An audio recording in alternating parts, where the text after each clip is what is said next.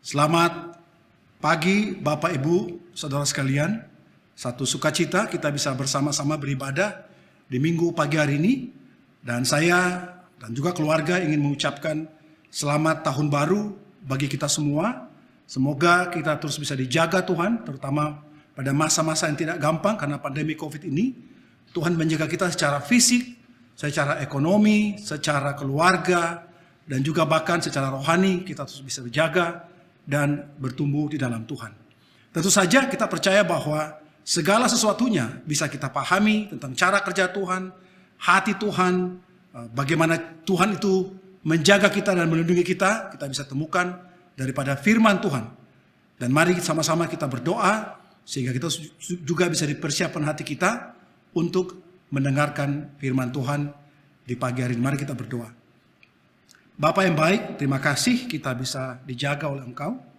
Terima kasih untuk semua penjagaan dan penyertaan Engkau dalam kehidupan kami. Kami berdoa supaya semoga Engkau terus bisa menjaga kami, dan kami terus bisa berada dalam kasih dan dalam penyertaan Engkau. Kami ingin mendengarkan firman Engkau. Kami berdoa supaya firman yang kami pelajari bisa membantu kami semakin dekat dengan Engkau, karena kami makin memahami Engkau dan makin hidup benar di mata Engkau. Terima kasih Bapa, dalam nama Yesus kami berdoa dan mengucap syukur. Amin. Tema gereja di bulan Januari berbicara tentang bagaimana membangun fondasi yang betul-betul tak ada yang lain kecuali fondasi daripada Kristus. Dan tema itu diambil dari 1 Korintus pasal yang ketiga, ayat yang ke-11. Demikian bunyi firman Tuhan. Karena tidak ada seorang pun yang dapat meletakkan dasar lain daripada dasar yang telah diletakkan, yaitu Yesus Kristus. Apa yang kita bisa pelajari daripada surat Paulus di 1 Korintus pasal ketiga ini? Bagaimana dalam surat ini ada banyak sekali kata-kata atau penggunaan kata-kata yang dia secara konkret itu menggambarkan suatu pernyataan ekspresi atau gambaran tentang jemaat. Membangun jemaat, di sini Paulus mempergunakan konsepsi bangunan dan fondasi. Nah, bagi kita waktu kita mempelajari Alkitab, di dunia ini kan ada namanya dua kutub pemikiran. Satu namanya kutub pemikiran daripada Yunani, dan satu lagi kutub pemikiran daripada Yahudi. Orang Yunani cenderung berpikir secara abstrak, baik, sukacita, kasih, itu adalah konsepsi gambaran yang abstrak. Sementara Yahudi lebih menggambarkan pernyataannya dalam bentuk yang nyata atau konkret. Dan banyak sekali juga bisa kita pelajari dari Alkitab tentang cara berpikir ini. Contoh, ketika Alkitab berbicara tentang rasa aman, berbicara tentang perlindungan, maka yang dipergunakan adalah gunung batu dan kota bentengku. Digambarkan Tuhan sebagai gunung batu dan kota benteng. Ketika berbicara tentang orang yang diberkati Tuhan, maka dipergunakan gambaran seperti pohon yang ditanam di tepi sungai yang berbuah di musimnya. Itu gambaran bagaimana Tuhan memberkati orang-orang yang dikasihinya. Ada juga mempergunakan ketika ekspresi tentang dipelihara Tuhan, dijaga Tuhan. Maka Alkitab atau si pemazmur mempergunakan kata-kata Tuhan adalah gembalaku, gambaran konkretnya. Ada lagi contoh yang menarik. Ada di dalam Alkitab berkata Tuhan itu lambat untuk menjadi marah. Maka dari kalimat dalam Alkitab, dari bahasa Yunaninya, menariknya adalah dikatakan Tuhan itu lambat untuk hidung, slow to nose. Nah, mengapa hidung adalah merupakan gambaran konkret daripada marah? Karena waktu orang marah, kan hidungnya yang kelihatan kembang kempis. Maka orang Yahudi menggambarkan orang marah seperti orang hidung. Marah adalah hidung. Ada lagi contoh misalkan taat. Taat adalah seperti domba yang dibawa ke tempat penyembelihan. Jadi kalau kita baca dalam 1 Korintus pasal ketiga ini, maka ada banyak sekali pernyataan-pernyataan yang Paulus gunakan, mempergunakan contoh yang konkret untuk menjelaskan keadaan, keinginan dari Tuhan tentang jemaat itu sendiri. 1 Korintus 3 ayat yang pertama dikatakan begini, dan aku, saudara-saudara, pada waktu itu tidak dapat berkata dengan kamu seperti dengan manusia rohani, tetapi hanya dengan manusia surgawi yang belum dewasa dalam Kristus. Susulah yang kuberikan kepadamu bukanlah makanan keras, sebab kamu belum dapat menerimanya, dan sekarang pun kamu belum dapat menerimanya.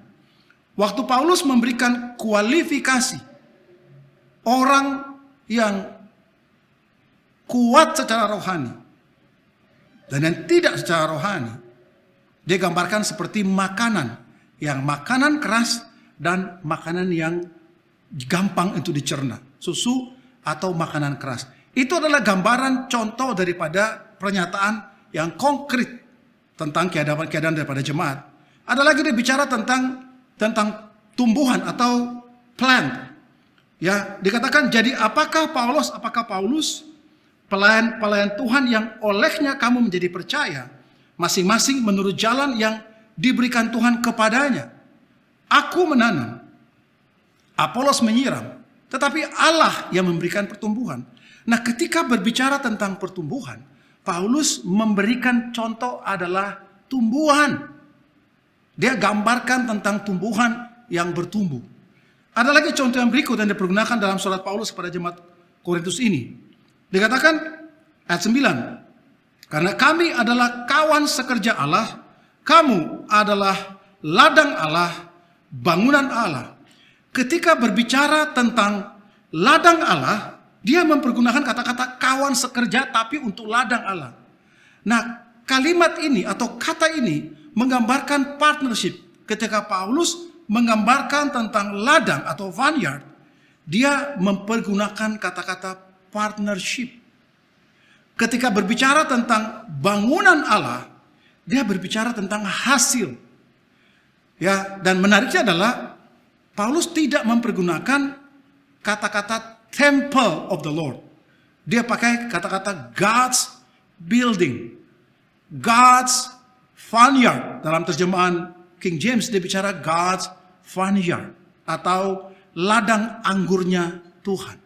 Ayat 10 dikatakan, sesuai dengan kasih karunia Allah yang dianugerahkan kepadaku, aku sebagai seorang ahli bangunan yang cakap telah meletakkan dasar, dan orang lain meneruskan membangun terus di atasnya. Tetapi tiap-tiap orang harus memperhatikan bagaimana ia harus membangun di atasnya. Nah, ketika berbicara tentang si pembangun, the builder, Paulus menjelaskan tentang prosesnya. Dia bilang, jadi karena itu orang harus hati-hati memperhatikan bagaimana membangun di atasnya. Nah, saya mau sharing begini yang menarik di sini. Waktu Paulus mempergunakan kata-kata ahli bangunan yang cakap, aku meletakkan dasar sebagai ahli bangunan yang cakap. Kata-kata ahli bangunan, dia pakai bahasa Ibrani, bahasa Yunaninya adalah arsitek atau arsitekton. Nah, ini menarik menurut saya. Arsitek berasal dari dua suku kata. Yang pertama adalah arki yang berarti kepala dan tekton berarti tukang. Jadi arsitekton atau arsitektur, arsitek itu adalah kepala daripada para tukang-tukang. Karena itu kemudian dari sisi pengertiannya, maka ini adalah kepala daripada tukang kayu, tukang bangunan, bahkan tukang kapal. Itu juga adalah merupakan arsitek. Nah, kenapa ini penting Bapak Ibu saudara sekalian? Saya seorang arsitek kapal. Waktu bicara ini saya sangat merasa, wah, saya mengerti maksudnya apa. Pada zaman dahulu, kalau kita atau kamu seorang arsitek, maka pengetahuan kamu bukan cuma bagaimana membangun dan menggambar dan mendesain. Pada zaman dahulu, seorang arsitek, dia harus tahu bagaimana membangun. Dia juga harus tahu bagaimana bangunan menggambarkannya. Dia harus tahu bagaimana perhitungan sivilnya. Dia harus tahu bagaimana proses pembangunannya. Dia harus mengerti bahkan pertukangannya, bagaimana craftingnya daripada bangunan itu. Dia harus tahu bagaimana mengatur di dalam rumahnya itu atau interiornya. Di zaman modern, kata arsitek menjadi dikonotasikan hanya sebagai tukang gambar atau ahli menggambar, ahli mendesain. Tetapi dalam konteks yang awal daripada pengertian ini di zaman dahulu, jika kamu seorang arsitek, kamu tuh mengerti bukan cuma gambar dan desain. Kamu juga mengerti tentang interior design, mengerti tentang civil engineering, bahkan mengerti juga termasuk ilmu geologi, bagaimana fondasi daripada rumah, bagaimana ilmu metalurgi, bagaimana logam yang dipergunakan sebagai gambaran bangunan daripada kelengkapan daripada seluruh bangunan itu. Itulah arsitek. Dan kenapa ini menarik? Karena Paulus bilang begini, sebagai seorang wise arkitekton, saya meletakkan dasar, yaitu Kristus fondasinya. Dan tiap-tiap orang harus memperhatikan bagaimana membangun di atasnya. Inilah yang merupakan tema kita di bulan Januari ini. Mengapa saya mau betul ambil waktu bicara di sini? Hari ini fondasi kita Kristus, tidak ada orang mempertanyakan itu. Kecuali kita punya masalah mengakui Yesus adalah Mesias atau dia adalah Tuhan. Persoalannya bukan soal mengaku Yesus adalah Tuhan. Persoalannya adalah bagaimana kita membangun di atasnya itu. Karena sebagai seorang arkitekton yang dilihat oleh orang, bentuk bangunannya, keindahan daripada bangunannya, isi daripada rumahnya, itulah menggambarkan bagaimana kita menaruh dasar daripada Kristus itu sendiri. Apa gambaran yang kelihatan bagi jemaat? Maksud saya begini. Kalau hari ini terutama bagi kita para pemimpin, bagi kita yang hari ini menjadi seorang pemimpin, seorang yang melayani Tuhan, bahkan memimpin yang lebih besar lagi. Alkitab bilang kepada kita bahwa kita harus hati-hati meletakkan dasar. Jangan sembarangan meletakkan dasar. Seperti kayak seorang arsitek meletakkannya. Dia tahu apa tujuannya, apa fungsinya.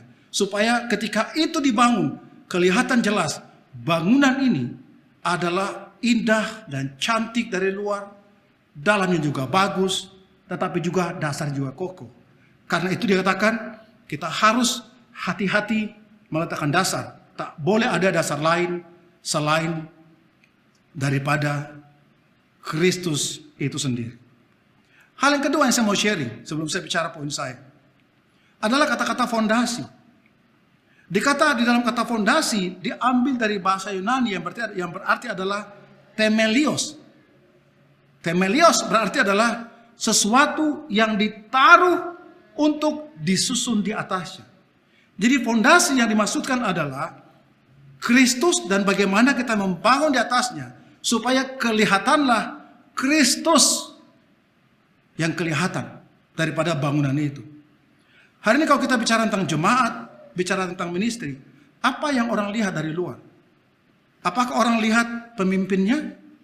Apakah orang lihat denominasi gerejanya? Apakah orang lihat praktek-praktek yang kita anggap seperti sesuatu yang hebat? Kami punya ini, punya itu, punya ini, punya itu. Atau orang bisa bilang ada gambaran yang lebih nyata daripada Kristus di dalamnya itu. So itulah yang menurut saya menjadi bahan renungan kita sepanjang tahun 2021. Bagaimana kita membangun di atas fondasi yang adalah Kristus dan menyusun ke atasnya. Karena itu kemudian setelah panjang lebar lebih daripada 12 menit, judul pelajaran saya adalah Building on That Foundation. Membangun di atas fondasi itu. Membangun di atas Kristus. Dan kalau kita pelajari dalam surat Paulus ini, di ayat yang ke-9, ini yang betul-betul menarik perhatian saya. Karena dikatakan begini, karena kami adalah kawan sekerja. Nah, kawan sekerja dari bahasa Yunani adalah sinergos. Kamu adalah sinergos daripada ladang Allah dan bangunan Allah. Nah, tidak banyak identitas atau penamaan yang Alkitab berikan kepada jemaat. Petrus ada bilang, kamulah imamat yang rajani, bangsa yang terpilih, umat kudus. Nah, di sini dikatakan kamu adalah ladang Allah, bangunan Allah. Dan sekali lagi kata ladang Allah atau ladang itu dari bahasa aslinya adalah vineyard atau kebun anggur daripada Allah. Dan yang berikut adalah bangunan Allah. Poin saya yang pertama, God's vineyard. Kalau kita ingin membangun fondasi, membangun di atas fondasi Kristus, maka yang pertama adalah kita harus membangun siapa diri kita. Apa identitas Anda dan saya hari ini? Dikatakan kamu adalah God's vineyard atau kebunnya Tuhan, ladang anggurnya Tuhan. Yohanes 15 untuk menggambarkan vineyard itu. Akulah pokok anggur yang benar dan Bapakkulah pengusahanya. Setiap ranting padaku yang tidak berbuah dipotongnya, dan setiap ranting yang berbuah dibersihkannya supaya ia lebih banyak berbuah. Nah, kalimat ini bisa macam-macam interpretasi. Kita butuh waktu untuk kita juga bicara supaya kita tidak salah mengerti maksud apa dipotong di dalamnya. Ya, tetapi dikatakan begini, kamu memang sudah bersih karena firman yang telah kukatakan kepadamu. Tinggallah di dalam aku dan aku di dalam kamu, sama seperti ranting tidak berbuah dan dirinya sendiri dari diri sendiri. Kalau ia tidak tinggal pada pokok anggur, demikianlah juga kamu tidak berbuah jika kamu tidak tinggal di dalam aku. Akulah pokok anggur dan kamulah ranting-rantingnya. Barang siapa tinggal di dalam aku dan aku di dalam dia, ia berbuah banyak, sebab di luar aku kamu tidak dapat berbuat apa-apa. Yohanes 15 dipergunakan, atau anggur di kata-kata vineyard atau ladang anggur dipergunakan oleh Yesus menggambarkan tentang pertumbuhan dan berbuah. Nah, menarik adalah kalau kita bandingkan dengan 1 Korintus pasal ketiga, ada kata-kata aku menanam, Apolos menyiram, tapi Tuhan kasih pertumbuhan. Nah, sekarang saya mau coba kita bayangkan begini. Tuhan bilang adalah kalau orang tidak tinggal dalam dia, tidak bisa berbuat apa-apa. Di dalam Korintus Paulus bilang, aku menanam, Apolos menyiram, Tuhan kasih pertumbuhan. Nah, saya boleh ambil kalimat itu berkata, yang penting kan saya menanam, saya menyiram. Pertanyaan adalah bagaimana soal pertumbuhan? Jangan-jangan bukan soal nanam dan siramnya. Bukan soal khotbah-khotbah yang bagusnya. Bukan soal pembimbingan yang bagusnya. Mungkin masalahnya adalah bahwa kita sudah tidak di dalam Tuhan. Sehingga mau orang kasih pupuk yang baik sekalipun, kasih firman yang baik sekalipun, memang sudah sebegitu. Tidak ada lagi pertumbuhan. Saya punya beberapa kesempatan. Tapi hanya satu kesempatan di mana saya itu bisa pergi dan sampai ke perkebunan anggur. Inilah foto-foto perkebunan anggur di daerah Perth, Australia. Saya tertarik karena saya lihat kok makin ada batang itu kok jelek banget dibandingkan pohon biasa. Ini kok seperti kayak sudah mau mati, sudah tua dan sudah mau mati. Nah, untuk memahami ini, saya beli 2 buku tentang perkebunan anggur, hanya untuk mengerti kenapa begini. Di dalam buku itu dikatakan begini, bahwa anggur yang makin tua akan kelihatan jelek seperti begini. Tetapi semakin tua daripada suatu pohon anggur, semakin lebat buah yang dihasilkan dan semakin berkualitas buah yang dihasilkan. Satu pohon anggur yang tua bisa menghasilkan 35 sampai 45 kilogram buah anggur. Setara dengan paling tidak 10 botol anggur. Ukuran normal. Jadi kita bayangkan bahwa ketika berbicara sebenarnya kemampuan anggur yang lebih tua itu lebih bagus kualitasnya, lebih baik buahnya, dan hasil daripada wine-nya lebih berkualitas. Walaupun pada zaman sekarang sudah ada namanya rekayasa genetika, sehingga itu pun bisa direkayasa. Secara alamiah, anggur itu menggambarkan pertumbuhan. Dan Yesus sengaja mempergunakan cerita daripada kebun anggur ini untuk menggambarkan bagaimana pertumbuhan itu. Dan semakin tua usia pohon anggur itu, kalau tidak kena penyakit, 40 tahun, di atas 40 tahun, ada yang 100 tahun, ada yang bahkan berusia sudah ribuan tahun. Semakin tua pokok pohon anggur itu, semakin bagus kualitas yang dihasilkan. Di ayat selanjutnya, ayat ke-7. Jikalau kamu tinggal di dalam aku, dan firmanku tinggal di dalam kamu, mintalah apa saja yang kamu kehendaki, dan kamu akan menerimanya. Nah, menariknya adalah Tuhan bilang minta apa saja. Dan kalau kita buang kata-kata tinggal dalam aku, hari ini orang bisa bilang, Tuhan saya mau mobil dong, saya mau istri yang cantik dong, saya mau perusahaan saya berkembang dong, saya mau kaya dong. Karena orang itu tidak mengerti ada kata-kata tinggal di dalam aku dan firmanku tinggal di dalam kamu. Ayat ke-8. Dan dalam hal inilah Bapakku dipermuliakan, yaitu jikalau kamu berbuah banyak, dan dengan demikian kamu adalah murid-muridku. Identitas yang mau dibangun oleh Yesus di atas fondasinya adalah kita adalah vineyard-nya, ladang anggurnya Tuhan.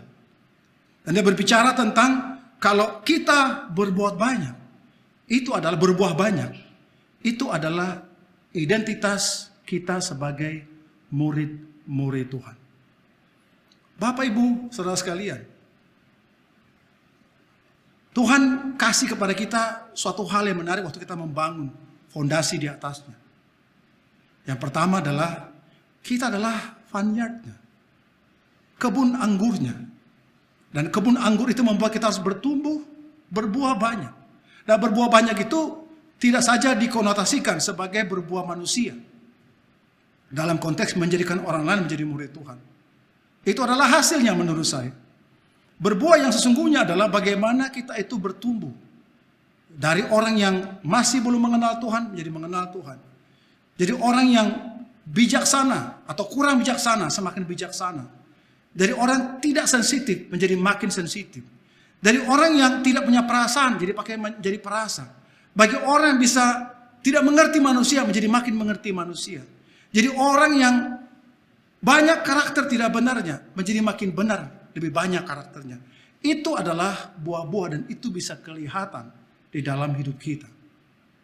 Selain tentu saja kita bicara tentang menjadikan semua bangsa menjadi murid Tuhan. Jadi kalau kita mau ngerti ini Bapak Ibu saudara sekalian, pertanyaan saya sederhana adalah apakah kita ini benar-benar menggambarkan God's vineyard atau perkebunan anggurnya Tuhan? Atau kita hanya menggambarkan satu hubungan mungkin sudah jadi tumbuhan liar dan tumbuh sembarangan tempat. Mungkin kita bisa menjadi tumbuhan yang pokok anggur tapi sudah tidak lagi dalam Kristus, sehingga dikasih firman Tuhan, dikasih siram, dikasih pupuk pun tidak bertumbuh lagi. Atau hari ini Bapak Ibu saudara sekalian, kita mengambil waktu di tahun 2021. Kalau kita memahami kita adalah vineyard-nya, ladang anggurnya Tuhan. Apa yang akan kita lakukan dengan hidup kita supaya bertumbuh dan berbuah banyak? Hal yang kedua yang Paulus sharing adalah God's building. Dan menariknya adalah Paulus tidak mempergunakan kata-kata bait suci Tuhan. Dia pakai kata-kata bangunannya Tuhan, rumah atau bangunan rumah. Nah, saya pakai Matius pasal ke-7 ya untuk menggambarkan tentang keadaan ini. Katakan begini, setiap orang yang mendengarkan perkataanku ini dan melakukannya, ia sama seperti orang yang bijaksana yang mendirikan bangunan rumah di atas batu. Kemudian turunlah banjir dan turunlah hujan dan datanglah banjir. Lalu angin melanda rumah itu. Tetapi rumah itu tidak rubuh, sebab didirikan di atas batu. Ketika berbicara tentang bangunan rumah, dia pakai kata-kata sama, fondasinya. Tapi kali ini yang Yesus pergunakan secara spesifik adalah orang yang mendengarkan perkataanku ini dan melakukannya. Itulah fondasi bangunan rumah, dan waktu bangun ke atas kelihatan firman Tuhan daripada bangunan itu. Hari ini kalau kita membangun diri kita, apa yang orang lihat daripada hidup kita? Apakah orang bisa melihat firman Tuhan kah? Atau orang bisa lihat hal yang berbeda dalam hidup kita? Ketika banjir terjadi satu tempat namanya di San Francisco. Ini adalah gedung yang bisa survive. Walaupun ada badai dan banjir pada saat itu. Badai terutama. Rumah yang survive rumah ini. Nah, kenapa rumah ini bisa survive? Orang bilang ya karena dasar dia membangun juga kuat, tetapi bangunan di atasnya juga kokoh. Sehingga ketika datang badai, datang hurricane, rumah tetap kokoh berdiri. Itulah gambaran Tuhan yang Yesus ingin sampaikan bagi kita hari ini, Bapak Ibu Saudara sekalian. Bagi kita yang menjadi murid Tuhan, untuk kita harus tahu bagaimana kita membangun rumah atau membangun di atas bangunan itu. Yang pertama adalah vineyard atau ladang anggurnya Tuhan. Sekarang adalah rumahnya Tuhan. Dan cara kita membangunnya adalah dengan cara kita mencintai firman Tuhan. Mendengarkan firman Tuhan dan melakukannya dalam kehidupan kita tiap hari. Ini contoh praktis yang saya mau sharing kepada Bapak Ibu Saudara sekalian. Semoga bisa menjadi bagian atau menjadi rema dalam kehidupan kita. Waktu kita mendengarkan firman Tuhan, yang pertama adalah kita harus dengar. Dan kita harus accept dan mendengarkan. Hari ini, seperti khotbah hari ini, saya boleh berbicara. Kalau apa yang saya sampaikan tidak diterima, maka nggak ada gunanya juga kita berbicara. Atau saya berbicara, Bapak Ibu terima, tapi tidak dengar. Artinya adalah mungkin sibuk memikirkan hal-hal yang lain.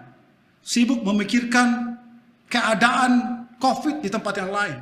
Sibuk memikirkan berita olahraga. Si petinju UFC sudah kembali bertinju. Sibuk memikirkan tentang harga saham. Sibuk memikirkan tentang perusahaan. I don't know. Tetapi kita dengar, tapi kita tidak listen. Kita hear, but kita not listen. Atau mungkin listen tidak no hear. Yang pertama adalah kita harus terima dan kita dengarkan.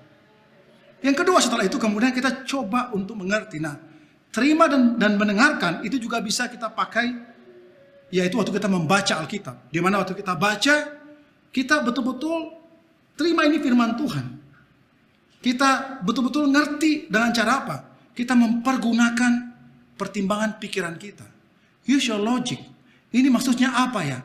Ini kesini bagaimana? Ini maksudnya apa? Kita coba memahami dengan hati nurani dan pemikiran yang bersih.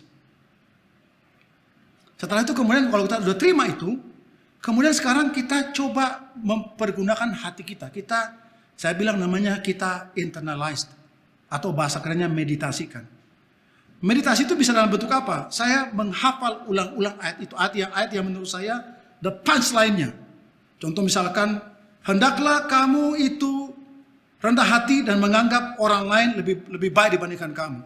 Ayat ini bicara kepada jenderal. Entah saya pemimpin, bukan pemimpin, dia bicara sama. Pertanyaan saya begini, kalau itu adalah kebenaran firman Tuhan, saya mau jadikan kebenaran hidup saya.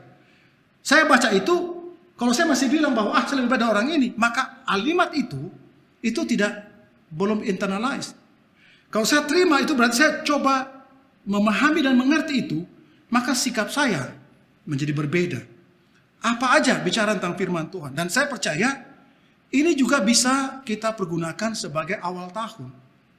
Apa yang kita ingin berubah, kita bisa pakai itu, mempelajari Alkitab, kita dengar, kita terima, kita mengerti itu, dan kita coba meditasikan, internalize.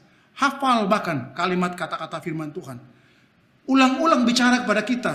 Ngomong untuk meditasikan sehingga kita makin yakin bahwa ini adalah pesan Tuhan yang spesifik bagi diri saya. Sesuai kebenaran firman Tuhan. Setelah itu kemudian saya akan mencoba melakukannya. Saya try to put into practice.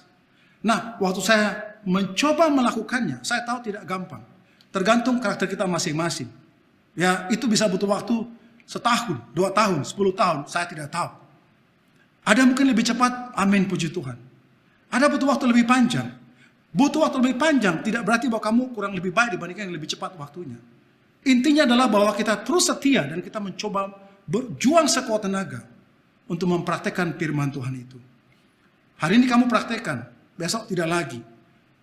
Mencoba lagi, berjuang lagi. Terus. Mempraktekkan itu. Practice it over and over again. Ulang, terus. Sampai menjadi your character. Kalau sudah menjadi karakter, kita melakukannya itu dengan sukacita. Joyfully do. So inilah menurut saya, dari gambaran saya, yang saya bisa ambil sesuai dengan firman Tuhan. Maka supaya saya belajar mencintai firman Tuhan, saya harus accept itu adalah firman Tuhan. Ketika dibicarakan, saya mau listen, saya mau dengarkan. Kemudian saya coba mengerti, mempergunakan pemikiran saya yang sehat. Kemudian saya terima itu dan saya coba masukkan ke dalam pemikiran saya, dalam hati saya. Saya bicara ulang-ulang, saya hafal ulang-ulang. Saya bicara ulang-ulang sampai itu menjadi keyakinan saya. Kemudian saya coba praktekkan. Lagi dan lagi sampai itu menjadi keyakinan saya. Kalau itu terjadi, coba kita bayangkan. Fondasinya Kristus, ke atasnya juga Kristus sama. Yang menjadi bahaya adalah di bawahnya Kristus, di atasnya adalah diri kita. Di atasnya adalah mungkin denominasi gereja. Di atasnya mungkin pendeta yang kita kagumi. Di atasnya mungkin orang-orang hebat yang kita kagumi. Tapi bukan lagi Kristus. Karena kalau fondasi adalah Kristus, ke atasnya juga orang bisa gambarkan Yesus di dalamnya. So hari ini Bapak Ibu dan saudara sekalian, tema gereja berbicara tentang fondasi. Hari ini fondasinya bukan kita membangun fondasi yang baru. Fondasinya sudah ada, yaitu Yesus Kristus itu sendiri. Dan kalau Yesus adalah fondasinya, maka yang pertama, kita adalah ladangnya Tuhan. Supaya kelihatan bahwa fondasi itu bertumbuh, growing. Dan kita adalah bangunannya Tuhan. Supaya kelihatan Kristus yang muncul daripada bangunan itu. Semoga kita terus bertumbuh dalam pengertian kita akan firman Tuhan. Pada akhirnya Bapak Ibu Saudara sekalian, ketika kita mengakhiri tahun 2021, kita bisa menoleh ke belakang, kita lihat Tuhan bekerja dan dasar yang kita bangun dan bangunan yang kita bangun, kebun yang adalah diri kita, bertumbuh menjadi kelihatanlah wajah Yesus itu sendiri. Semoga Tuhan dipermuliakan. Amin. Tuhan memberkati kita. Mari kita berdoa. Tuhan, terima kasih. Ajari kami untuk semakin dalam dengan firman Engkau. Ajari kami untuk kami bisa belajar menghormati satu sama lain. Ajari kami untuk kami bisa mengasihi firman Engkau. Ajari kami untuk kami bisa mempraktekkan setiap apapun daripada firman Engkau. Karena fondasinya adalah Engkau sendiri.